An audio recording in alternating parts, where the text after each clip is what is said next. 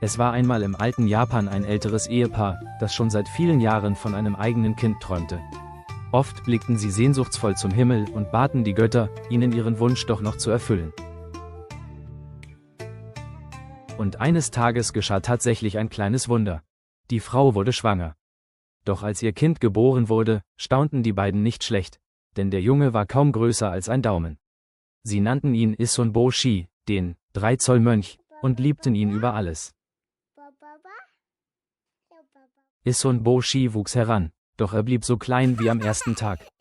Obwohl er glücklich bei seinen Eltern lebte, spürte er tief in sich, dass er ihnen im Alltag kaum helfen konnte. Und so fasste er einen mutigen Entschluss.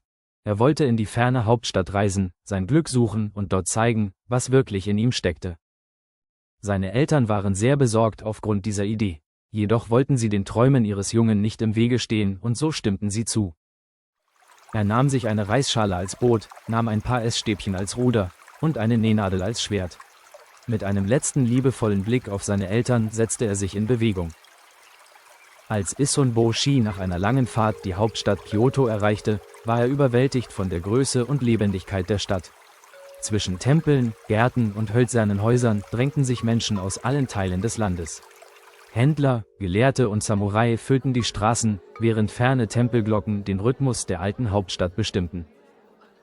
Nach einiger Zeit des Umherirrens stieß Issōn Bōshi auf ein großes, wunderschönes Anwesen. Schon bald wurde er in den Haushalt eines wohlhabenden Adligen aufgenommen. Vor allem die Tochter des Hauses, eine sanfte und kluge Prinzessin, gewann den kleinen Jungen schnell lieb. So erhielt er in dem Haus eine Anstellung. Trotz seiner geringen Größe war Issōn Bōshi stets fleißig. Er goss die Bonsai-Bäume im prächtigen Garten des Anwesens. Tag für Tag half er fleißig in der Küche und bereitete gemeinsam mit den Dienern die Speisen für den Hausherrn und seiner schönen Tochter zu.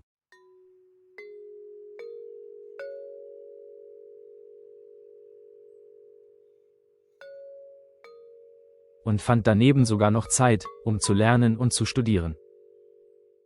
Doch eines Tages brach großes Unheil über die Familie herein. Ein gewaltiger Oni, ein Dämon mit roter Haut und scharfen Hörnern, stürmte in das Haus des Adligen. Er wütete, verwüstete alles und entführte schließlich die Prinzessin. Ihr Vater war vor Kummer wie gelähmt. Da trat Issōn Bōshi vor ihn und sagte entschlossen: »Bitte, Herr, lass mich gehen, ich werde deine Tochter finden und sie zurückbringen.« Der Adlige zweifelte zwar an Issōn Bōshis Chancen, doch aus Verzweiflung und Hoffnung zugleich stimmte er zu. So machte sich Issōn Bōshi sofort auf den Weg. Er suchte zuerst im Dorf und dann im tiefen Wald, fragte die Tiere nach dem Dämon und der Prinzessin. Und als die Nacht hereinbrach und der Mond den Wald silbern erleuchtete, fand er sie schließlich. Der Oni hatte die Prinzessin tief im dunklen Wald versteckt. Mutig trat Issōn Bōshi vor den riesigen Dämon und rief: »Lass die Prinzessin frei!« Der Oni brach in schallendes Gelächter aus. Wie sollte er einen winzigen Jungen ernst nehmen?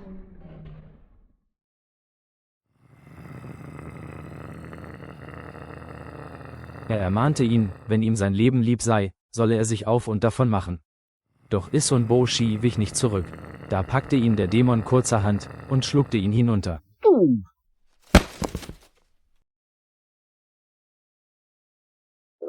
Der Oni lachte und dachte, er wäre den lästigen Knirps nun ein für allemal los, und er wollte gerade mit der Prinzessin weiterziehen. Doch Issōn Bōshi war noch lange nicht besiegt. In der Dunkelheit des Oni-Bauchs zog er seine Nähnadel und begann, von innen in die Bauchwand des Dämons zu stechen.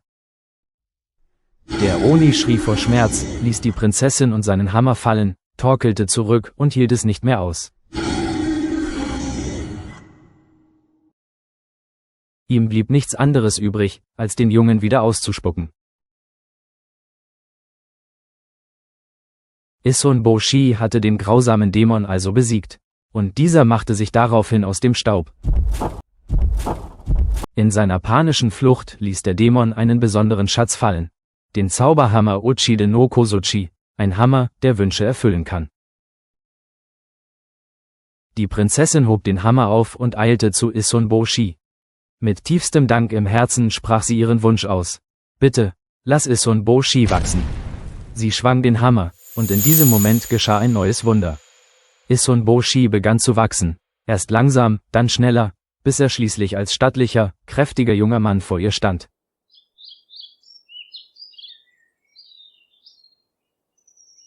Gemeinsam kehrten sie in die Hauptstadt zurück, wo der Adlige seine Tochter und den nun erwachsenen Issun-Boshi überglücklich in die Arme schloss.